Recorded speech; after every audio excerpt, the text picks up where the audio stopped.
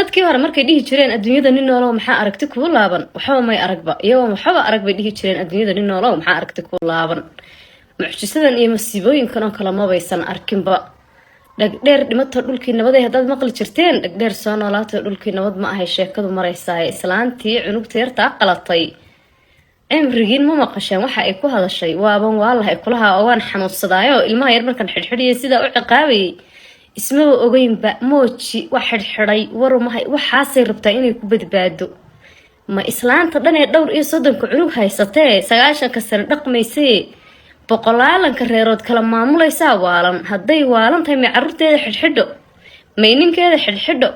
may dariska laysay dadka wadooyinka maraya la dagaalanto ilmo yaroo saqiiroo rajaya agoonoo loo keenay oo miskiin oo gurigeeda ku noolaa intay nolosha ku cadaabtay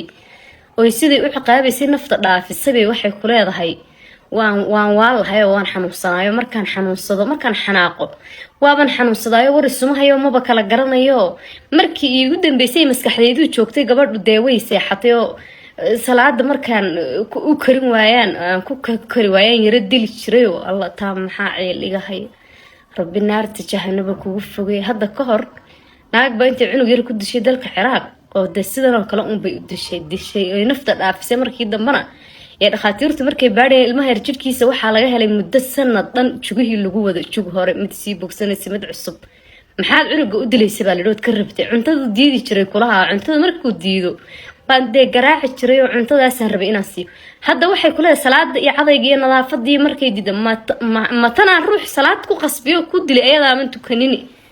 rabbi ku cadaab midda kale waxaaba iiga daranba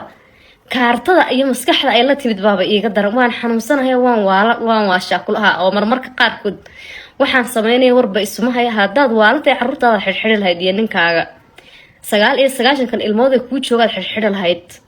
xageed ka waalan tahay waxaas rabtaan in wallaahi reegaal kacayo haddaad islaanta iska qaban weydaan oo dil toogasho inta lagu xukumo lagu fulin waayo hadda ilmo yar bay qalatay kuwa ay cuntay lafahooda feenfeenatay baa la arki doonaa islaantan xataa maskaxdii caqliga loo soo degay ma garanay ma looyar bay qabsatay yaa ku yiri waan waalahay dheh looyarada dadka ka waala ma ogtiin qofka dambiilaha markuu qarin qabsado waan waalahay dheh iswaal kala hadal markaad hadlayso marba wax sheeg geesaha fiirfiir jimin isku rid bay ku dhahaanay dhakhtar hal la geeyo hadday xataa tiraahdo waan waalahay waxa looyaradeedu ku soo akhriyeen dhakhtar hal la geeyo hadii kalena haba la diladay tan horta in la sii warwareysto ma horta reegaalka ay way mahadsan yihiin kiiskii life bay noogu soo gudbiyeen waad mahadsantiin reegaalka ayo